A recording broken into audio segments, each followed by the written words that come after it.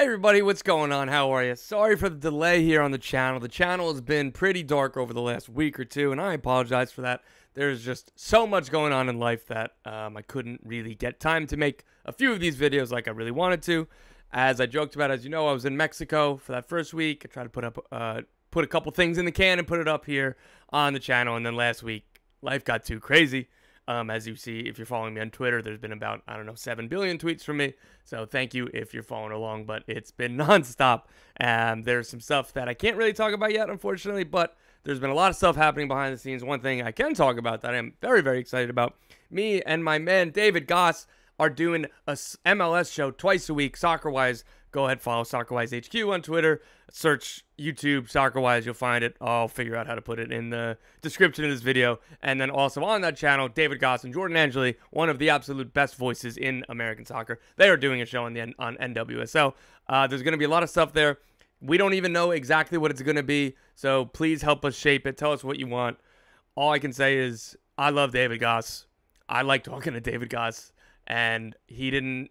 When we were kind of planning this thing, when we were figuring out what we wanted it to be, whether we wanted to do a show together, this was born when we were at the GA Cup, hanging out over a couple beers between, the night after a game, and just saying, hey, man, like, we want to talk soccer together. We want to do a show together. Neither of us kind of had a show going on at that moment with him leaving extra time and me not really being on extra time much this year and everything else. And we were like, dude, I just want to talk soccer. Let's do it.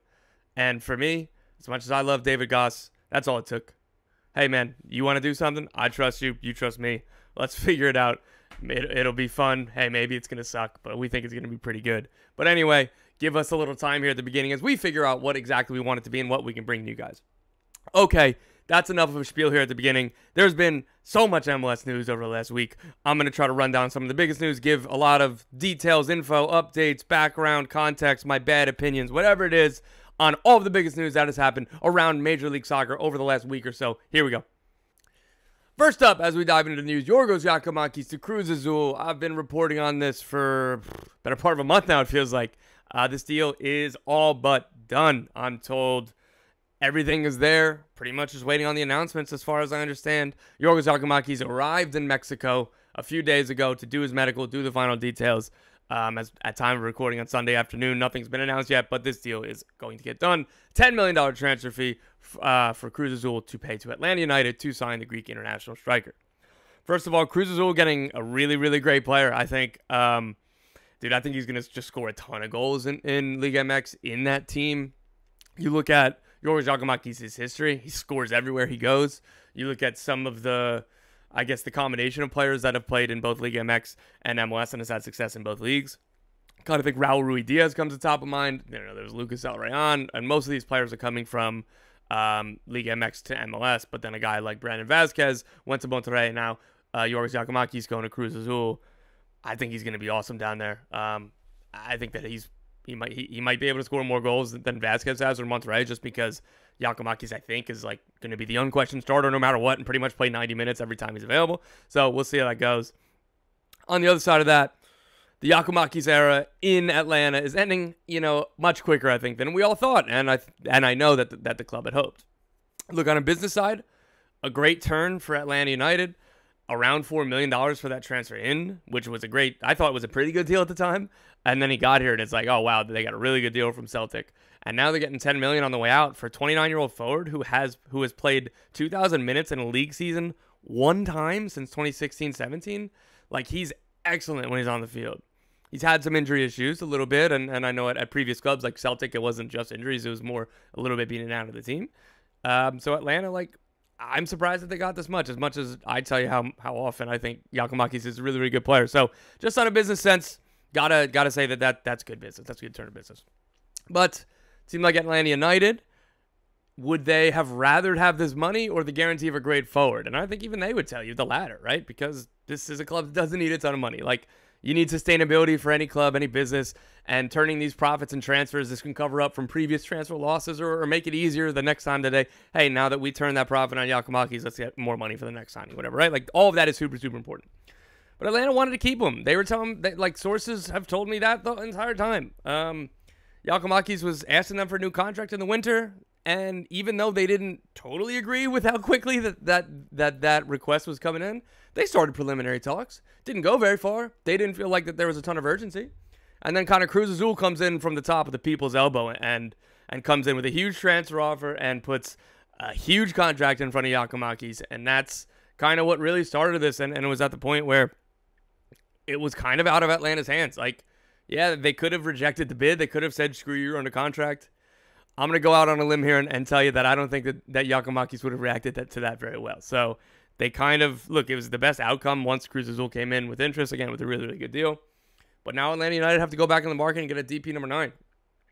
The window doesn't open until July 18th. That's something you're going to hear me say in a bunch of these different ones. I'm just going to keep reminding it.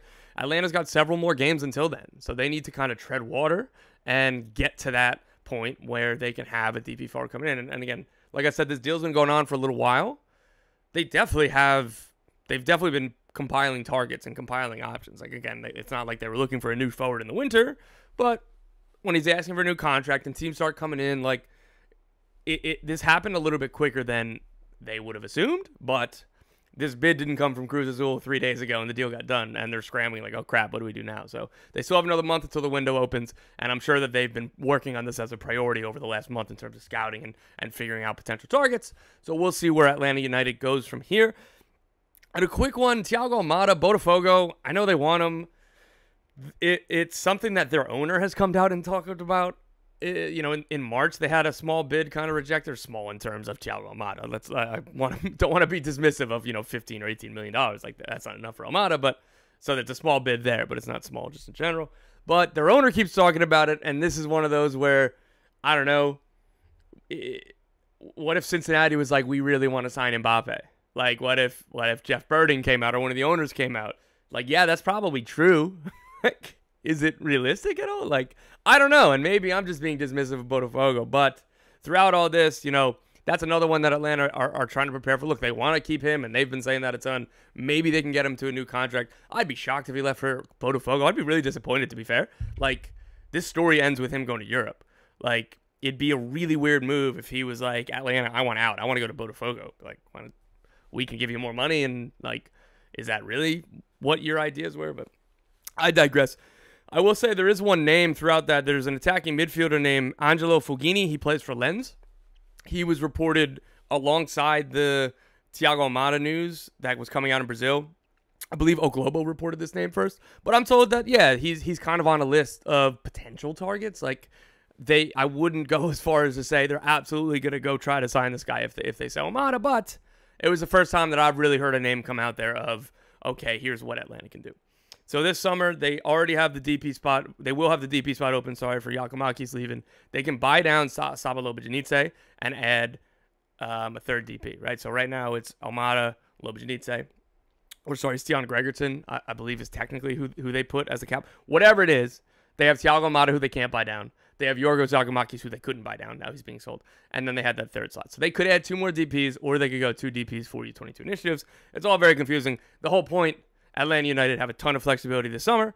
Garth Lagerwey has always been somebody who wants 3 senior DPs because that's how he believes is central to winning. So I would assume that they're going to try to add 2 DPs this summer. And hell, maybe it's 3 if Thiago Almada leaves, right? Like, Atlanta United, like, with head coaching search, all this, like, got a lot to watch with this team. Or things keep going sideways, and maybe they don't feel the urgency. Maybe they wait for the winter, but I'd be surprised by that. There's always urgency in Atlanta, and they got the money, they got the flexibility. Keep an eye on Atlanta United this summer. 1 DP forward out, another DP forward in. This is the Houston Dynamo, the club. They are finalizing a club record deal to sign Argentine forward Ezequiel Ponce from AEK Athens. This will end their long search for a DP number 9. This is something that they've been looking at for the whole year. Not quite like back in preseason. Well and truly, they believe Sebas Ferreira was coming back, the original version they thought they were getting when they signed him for north of, $4.5 million. And who had some really good moments in his first season and then didn't quite latch on to what Ben Olsen wanted last year. That was the idea. He gets hurt, 45 minutes into his season debut, and it's kind of just been one thing after another, unfortunately, for Sebas Ferreira. These things happen, but here comes Ezequiel Ponce. He had 16 goals in 1,900 minutes last year in Greece. He's well-traveled, so he's played for AEK Athens. He's played for Elche in Spain. He's played for Spartak Moscow in Russia, Lille in France, Granada in Spain, and he initially came to Europe from to Italy with AS Roma. He's a center forward, straight up DP number 9. Like, I don't know what other his versatility is, but this is somebody who's playing center forward.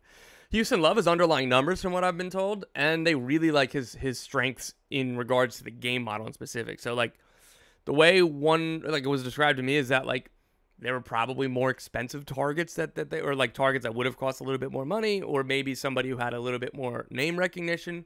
But Ponce was their top target because of the combination of current ability, and he's 27 years old in his prime, the experience of doing it across multiple leagues, and 3, kind of his specific strengths, how they fit within what Ben Olsen wants from a center forward in this team. Houston wanted an attacking boost this summer, and I don't think that they're going to be done. Ponce's first, and this is the most important, the DP number 9. Like, a lot of what happens this year is going to be pinned directly to what boost can happen now. Like, they were really good last year, and they've been solid this year. Like, they have a lot of similar underlying numbers. Like, the style's still the same, but they're lacking attacking firepower with Sebas Ferrer getting injured and not being what they hoped. Quinones getting injured was a big blow. And, Hector Herrera being out at the beginning of the season for everything that he does to this team. They really needed a DP attacker, and here comes Ponce. They will also, I believe, still be in the market for U22 initiative forward. I'd assume probably a winger, but we'll see. They have that flexibility there. But Ponce, like, again, first and foremost, like, he'll be ready to go when the transfer window opens and he's officially able to debut on July 18th, which is also really, really important because, again, I've said it a few times, the window's opening pretty late just in terms of how the season is. Like, if a player isn't ready to go immediately upon the window opening, maybe they can debut in Leagues Cup, and then, like, they don't make their first MLS appearance until late August. Like, that's 2 months before the playoffs start. So, like, there's a lot of onus on teams to get these deals done as fast as possible so that players' visas and everything comes in, and they have a couple weeks of training to be completely match fit and ready to go day one once the transfer window opens. Houston are third to last in expected goals, which is a little bit surprising to me. Just like they are down towards the bottom in goals scored, but I thought their underlying numbers would show a little bit more, and that this was more of, hey, we just need somebody on the end of this. That could still be the case, but they're going to need to boost that creativity as well to make the most out of a new DP center forward. We'll see what happens with departures. It said Sebas Ferreira, like, no secret that both sides are looking to move on from that. And if I had to guess, I very much assume that both sides are looking for a permanent exit and not another loan like he did last year to Vasco da Gama. Then what else? Who knows? Like, man, I know I've said it for a couple windows in a row, but what if an offer comes in for Coco Carrasquilla that both the club and the player think is right? Then, let's see, if Sebas leaves, if Coco goes, then they're going to have a DP spot open and a big hole with Coco Carrasquilla. A DP number 10, not out of the realm of possibility. So it's very fluid. There's a lot of things that can happen, but the absolute top priority for this team was a DP center forward, and they're getting that done right now. It is really strong. It is what they want. They did not want to be scrambling closer to the window. That's why that they started this search. They've been working on this for a while, and they're delighted to get this deal for Ponce all the way to the finish line right now. Next up, Aiden Morris to Middlesbrough.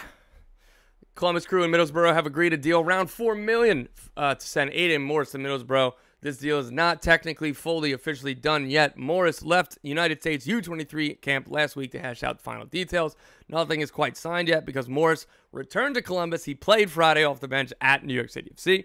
I don't know the exact departure date still. I don't know if it's been decided or not. Again, it's Father's Day. Even I have some boundaries. I'm not gonna kill sources today with a bunch of little questions. But hey, maybe we'll see what happens later. Anyway, so I don't know exactly when Morris is gonna leave. I know that he wanted to play for the team again. I'd assume that he didn't want his last game to be on a baseball field away from home against NYCFC. But maybe, who knows, right? Columbus aren't home until June 22nd. Will they wait another week and 2 more games for this to happen, or will they kind of let they sold Lucas El Rayon last summer, and they had a game that night. I think it was Club America. I already forget. It was a Leagues Cup game. But Lucas El Rayon wasn't playing. He didn't dress. Nothing. The deal was going to happen. But they thought it was important that they brought him out at halftime and, thank their fans and everything else. So maybe that's something that's on the table. And again, I want to stress, this part is speculation. I don't know any of this to be a fact or not. But Like, I don't know if he's going to play or not, but I assume that there's going to be some semblance of a send-off, a physical one, in where he's in person. Just a guess for me, but I know that it means a lot to the player in the club. Anyway, Morris is a quintessential modern MLS success story for me. Look, he joined the club in the academy, broke through with a homegrown deal, got into the first team. He came to, stardom is a little bit far, but he came to the public eye, surprisingly starting MLS Cup 2020 when Darlington Nagbe had COVID, wins that MLS Cup, plays great. Injured in 2021, misses the whole season, comes back in 2022 and is great immediately, continues developing, wins MLS Cup last year, probably his career year. He's had great success. 4 seasons in the first team, 2 MLS Cups, more than 100 regular season, more than 100 club appearances. He's a fan favorite. He loves the club, all this stuff. And now at 22 years old, when it's time for him to move on, he's moving on in a very positive deal for all parties. This is what being a selling league is. This is what development is like. It's great. I can't say enough good things about all of this. Now Morris goes to England, where Michael Carrick is the Middlesbrough manager, the former Manchester United midfielder. Not a bad coach to learn from for a young central midfielder. From Wilfred Nancy to that, things could be worse for you. Boro will be pushing for promotion again. They finished like 8th last year. And Morris will have a chance to play regularly and be a cog in trying to get to the playoffs. And maybe he can teach the English players about what the playoffs mean. So, I'm kidding. Anyway, as for Columbus, they have a DP spot open. Darlington Nagbe can be bought down. They did sign Dylan Chambost, the French attacking midfielder from Saint-Etienne. He's not a direct replacement for Morris, from what I've been told, but Wilfred Nancy values versatility. And like a lot of other players in this team, Chambost can play several different positions. One of those positions is he can play that number 8 role. And maybe he will. Who knows how this is going to shake out. But I think that they're going to add another central midfielder, probably one with more, defensive chops, because I look at Chambost as like an Alexandre Matan. Matan can play and has played that number 8 role. He's dropped back to give more, an attacking boost, because he's a natural attacking midfielder, and he's played deeper, and the team have kind of pushed more numbers forward. That's kind of what I see with Chambost, again, from what I know about his profile, his highlight reel, right? So that's not knowing officially. That's not knowing everything, but this guy's an attacking midfielder, not a Aiden Morris type player, but he can play in that position. So we'll see what happens.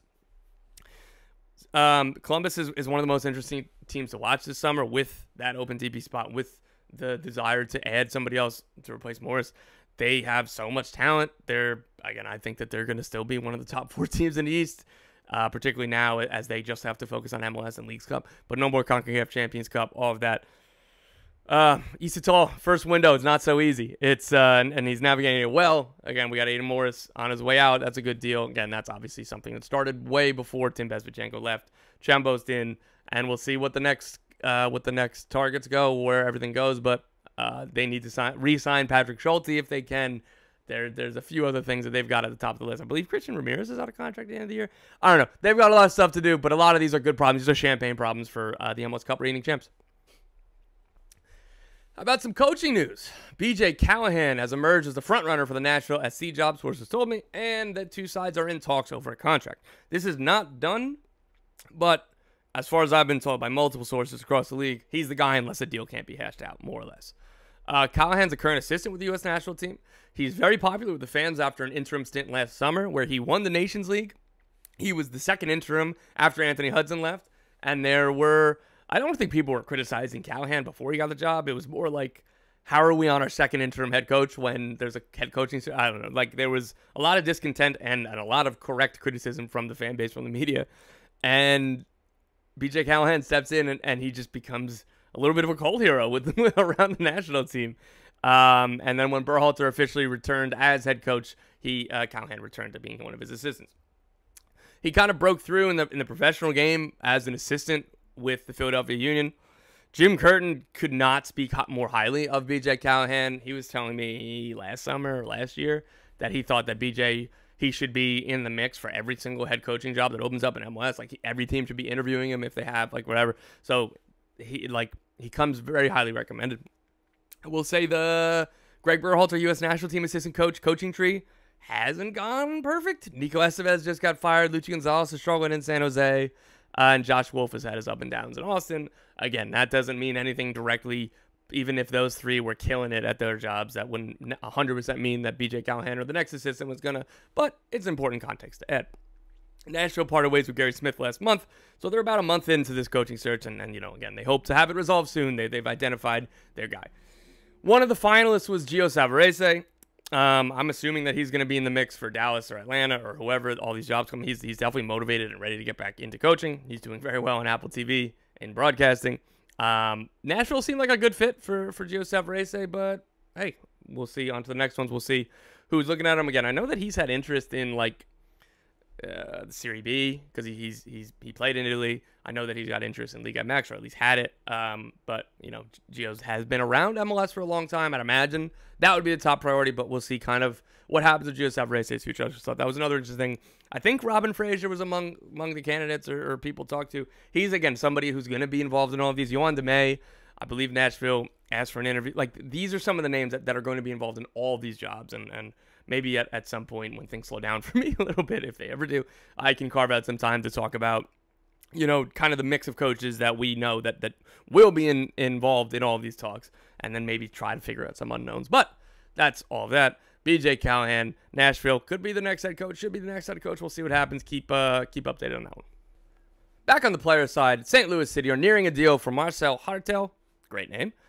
This is advanced talks, very close but not done. So we'll see how this goes, if it's going to get to the finish line. This is going to be a big week in whether or not he's making a decision. He is a free agent as his contract with St. Pauli is expiring this summer. There are other clubs interested in him, according to reports in Germany. But it seems like St. Louis are very, very close, and they hope to get that commitment from the attacking midfielder. He had 13 goals and 17 assists in 33 appearances last year as St. Pauli won the Bundesliga 2. He is a great fit for the game model, both in style and position. He would be one of those two attacking midfield / inside forward roles for St. Louis, because they don't play with traditional wingers, but they don't play with the traditional number 10. He's kind of in that half space, but it'd be perfect for them. St. Louis knew that they needed firepower this summer with Cedric Teuchert already in. Now they're working on Hartel. That would be really, really good, really quick, really efficient to get both of those done and dusted even before the summer transfer window opens. I would really, really like these signings. I think that this would be perfect for this would complete the attack. I think with Klaus and Hartel and Edward Leuven being back in the team again. He's made so much of a difference since he's returned.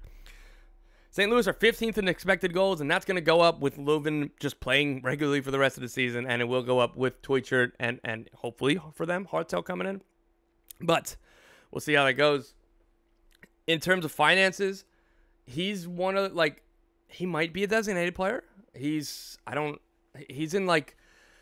could buy down Leuven or Berkey, or they could buy down Hartel if he signs. So he's either going to be a DP or he's. The way to look at it with this team, because more so probably than any other team, they kind of try to push away from DP tags and all. He's in that group of Klaus, Berkey, Leuven, Hartel, and now Teuchert, all that, right? So just think of him as a DP level player, whether they give him the DP tag or not, because that's what St. Louis do. Into Philadelphia, Julian Carranza to Feyenoord. That is all but done. The agreements are all reached. Carranza was held out of Philadelphia Union's game against Inter Miami this weekend. Everything is done. Docs just need to be signed. He leaves now this summer for a small compensation, and I just very much assume a sell-on percentage rather than waiting for the winter where he would leave for nothing and no sell-on percentage, just nothing. Feyenoord are in the Champions League, so it's good for them to get this done now so he can have a full preseason and help with a little bit of fixture congestion that comes with playing midweek in those Champions League games. I really love the fit for Carranza. He's insurance for if/when Mexican international Santi Jimenez leaves. Feyenoord CEO is Dennis DeClosa, formerly LA Galaxy GM, so he is very well aware of who Julian Carranza was before kind of scouts came to him, and obviously Dennis DeClosa has big respect for this league because he worked here and he knows what the quality is. As for Carranza, good for him. He turned down potential deals to Werder Bremen, Mainz, and Ipswich Town in the winter, and I think that was to control his future, and he got to the point heading into this summer where he could start talking to clubs for a pre-contract. And he ends up with Feyenoord. And I think that's a perfect fit. Bremen, Mainz, and Ipswich aren't bad fits. I almost thought he was overplaying his hand. It reminded me of, Kai Wagner. How many updates were there about Kai Wagner ready to leave? Kai Wagner, okay, even he's going out in the media saying, oh, it's my last dance. I'm gone. My contract is up. I'm gone, whatever. He gets to free agency, and there weren't the offers that he expected. And Philly kept the relationship fine, and he came back, right? Like, so I thought that there might be more of a market for Carranza, but, turning down some of those deals, I was like, oh, like, what if the offers aren't going to be there that he thought they were? So fair play to him, because I think Feyenoord's the best fit out of all of them for him in terms of league, Champions League, the likelihood that he's going to play a lot of minutes. So I was wrong. Good for him. As for Philly, tough times. It's just made tougher with Carranza leaving. I'm a little bit speechless right now. I don't know what's going on. They have 1 win in their last 10. Yikes. Speaking of Kai Wagner, he came out Saturday night after Philly lost to Inter Miami. No Messi, no Suarez, and they had 2 red cards. It's 1-1 towards the end of the game, and Miami, again, down to 9 men, countered and scored the winner and beat Philly in Philly. Kai Wagner called out in the club to spend more money. We should see now that we have to invest in the team. We need players who can help us. I think our front office has to now see we have to invest in the team. Can't imagine that's going to go over well in the front office, but hey, sometimes these need to be said. He's got a long-term contract. He's the leader of the team. He felt like he needed to say it. So things aren't great in Philadelphia right now, and we still got a month to go before the transfer window opens, and it's not going to be easy to replace Julian Carranza. A couple quick ones here before I bounce. Boca Juniors bid for Alan Velasco. The bid was so quickly rejected by Dallas. It was like $3 million with a 50% sell-on, so it's a total valuation of $6 million. It's a joke of a bid, really, even if he's coming back from a torn ACL. He was signed for $7 million from Independiente, I believe, as one of the most highly rated players out of Argentina. He hasn't quite had the box score numbers to show bigger development, but he was really playing the best soccer that I saw him play before he got injured last year. I just think he's an extremely talented player. I think that this player's value should be much higher. I don't know. Maybe you accept a bigger, this deal can't happen without it being at least $7 million. Like, there's no way. Like, no matter how much the sell-on is, it's got to, more than $7 million has to be coming in up front. But, hey, what if it's $10 million and 20% on sell-on? Maybe. Who knows? Personally, I'd keep on Velasco if I can, but I don't know where his head at is. I don't know if his head is turned by Boca or not. You wouldn't blame him if it is, but that's just kind of where things stand. There's nothing here unless another bid comes, obviously, because that's not going to be enough. But, hey, Boca really, really like him, and we'll see if they come back again. All right, last one because I'm done talking. Chucky Lozano officially unveiled by San Diego FC. It looked like a really, really cool event. Well done by San Diego. Obviously, they knew that they wanted to make this really special. They wanted to make noise, all this stuff. Like, they're investing a lot in Chucky Lozano, both in terms of direct finances and their hopes on and off the field, really, for the first year or 2 or 3, whatever, of their club's existence. So they really went all out for the unveiling, for the press conference, everything else. It was a party. It deserved to be a party. You should be celebrating this if you're a San Diego fan, building the excitement and all that. This deal was months and months in the works. Even before that they got their expansion bid, like Tom Penn was telling me, founding partner and CEO, he was like, look, like, you can't help yourself but start thinking about who you try to build your club around. And he's like, Chucky was already somebody we were talking about even before we got the bid. They officially get the bid, and they start putting whiteboards up of potential roster build-outs, which all these expansion clubs do. And this is a really fun time. And teams, they go through different build-outs. Okay, what if we get a DP winger? What if we get to start with this DP center forward and a U22, whatever, right? Like, and you go, okay, so if we invest a lot in 3 center mids versus if we go for 2 wingers and then a domestic forward, right? Like, there's just different ways to do it because their salary cap is only so much money. From what I was told for sources, all this year, we're starting with Chucky Lozano. There is not a plan B. I don't care. Don't go try to find another person within his salary range that if this deal doesn't get done, we can go find somebody else. Like, it's Chucky. We're going to get this done. So January 1st, it was the first day that they were able to open up their discovery rights and whatever. And they put in a claim to see if anybody else had Chucky on it. They didn't, which is surprising because the LA Galaxy were trying to sign him last year. But they filled their DP spot, so I'm sure that they just didn't need a discovery claim anymore. That day, San Diego knew that they had the priority right and they could start negotiating, and they were working on it from there. There were long nights, there were lawyers, agents, and then more lawyers. This was a very complex deal. It's not just again, even if it was what the finances are, $12 million transfer fee around there for PSV, whatever his salary is, it's going to be one of the biggest in the league. Just that alone is extremely complicated. And then you throw in that, okay, PSV, are you cool if he stays another 6 months on loan? How much salary are you going to cover, right? All of this stuff. These are a lot of moving parts. In addition to all that, they had to do commercial fees. Part of this, part of what San Diego, Tom Penn said it, this is first and foremost, it's about what he is in the field. But in our market, Southern California, 17 miles from the Mexican border, having a bona fide in-prime Mexican superstar, is going to be really beneficial for us off the field. And it's going to be great. This is what we wanted our identity to be. Chucky knows that. Chucky's agents know that. They're trying to get, whatever they can for his rights, for his commercial value that will be on San Diego. You go to SanDiegoFC.com, whatever their website is. First thing that comes up is, season tickets deposit with like a picture of Chucky Lozano. As they should, they're going to be selling the hell out of him. And his agents are like, cool, well, you got to compensate us for that. So they have sponsors to find. They have suites to fill, season tickets to fill. And it's, again, Tom Penn was talking to me about this and trying to kind of do it on a macro view. It's like, yeah, like it's difficult. It's a little bit more difficult to like figure out, to quantify the exact value, because there's more upside here for both sides, really, rather than let's say you're LAFC, an established team in the area. They could, when they sign Olivier Giroud, they've already got all of their sponsors. They've already got their suites filled. Like, Olivier Giroud's going to have a commercial boost to that club, absolutely.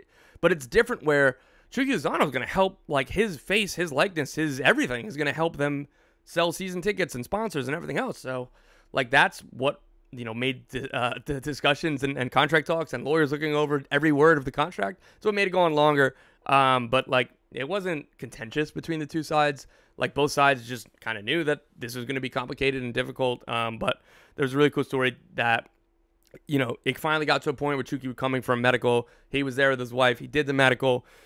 Everything's just about there. But, like, it's been so long. They're worried. Not worried, but, like, they're like, man, like, are we really here? Like, is it really about to be done? Nothing's, signed yet. We didn't get the all clear on the medical, all these other things. Tom Penn is at dinner with Chucky and his wife. They're talking about past stories. Hey, like, all this stuff. Tom Penn gets a buzz and he gets a text. Medical team, all clear. The lawyers and everything, contract, all clear. That was the last updates that they needed. And he's sitting at dinner with Chucky and his wife and saying, well, here we go. Shake hands. They had a warm embrace. Tom Penn told me it felt like the start of something special. And from there on, it's Chucky and his wife talking about where are we going to live. Like, I can't wait for this community. I can all of this, when we do, like, then it went from talking about trading stories from the past to the things that they're building together. And, like, these projects are so cool for players. Like, again, not being naive, this is very financially beneficial for Chucky Lozano. But it is super cool to be. He's the face of San Diego FC. This is what Carlos Vela got to be for LAFC. Chucky's got the chance for San Diego. What Hani Mukhtar has been and Walker Zimmerman has been for Nashville SC. Chucky's got the chance for San Diego. And, like, those things are really, really cool. And I can imagine getting emotional or getting, dreaming and thinking about, the things you can accomplish and in the next few years, building a team from scratch, building a team from nothing. So San Diego got their guy, and they rightfully had a celebration last week to unveil their guy. So I can't wait to see what else happens. Tyler Heaps has been named acting chief soccer officer. I don't know if that's permanent or not. I think it should be permanent because Tyler Heaps is well respected. He's been working for Right to Dream for a while. He's had his hands in San Diego's current build out this whole time. The assumption was they were going to hire a sporting director, but hey, maybe they have it in Tyler Heaps. So head coach is coming next. They've begun discussions for a head coach. Not contract talks with anybody, but they've begun starting to talk to candidates. They're not at, like, they haven't gotten a final list and final interviews, but they've started this process along. And I'd assume that the idea is going to be to name a head coach over the next couple months. And then so that head coach has some time, but we'll see. These things are complicated. San Diego, definitely want to watch. All right, how about that? I go from, I'm like, all right, maybe I have a little bit of time here to crank out a quick video. And what are we, barring edits, 35 minutes in here. I rambled on. Please check out SoccerWise HQ on Twitter. SoccerWise is the name of the show that me and David Goss will be doing Tuesdays, Thursdays on MLS. And with that, just talk too much. Happy Father's Day to all the fathers out there, especially the dog dads. Like, man, I'm going to go with my dog child, Young Mello, and go give him another hug. Father's Day. I'm just kidding. Cheers, everybody. I'm sure I'll be back. Hopefully, it'll be a busier week here on this channel to make up for a little bit of lost time. It's a very, very busy time around MLS. There's a ton of news to go, ton of stuff to talk about. Again, check it out here. Check it out, SoccerWise, The Athletic, Twitter, whatever you want. You'll probably hear me typing or screaming at somebody. So, cheers.